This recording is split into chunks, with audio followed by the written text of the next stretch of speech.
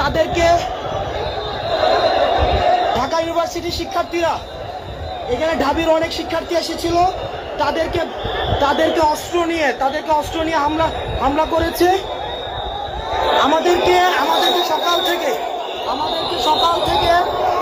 সকাল থেকে ঘিরে রেখেছে, আমাদেরকে আবদ্ধ করে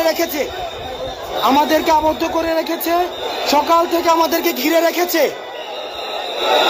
এই যে আনসার সদস্যরা,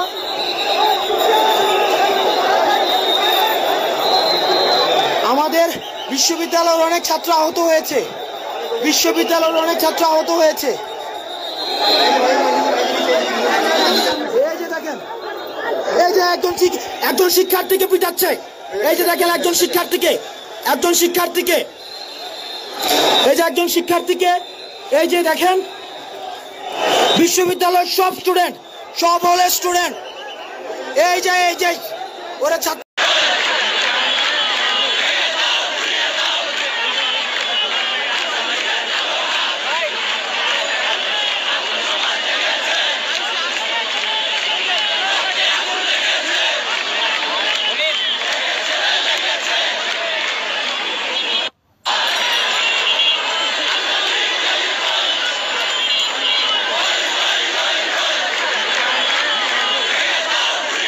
ওর কাছে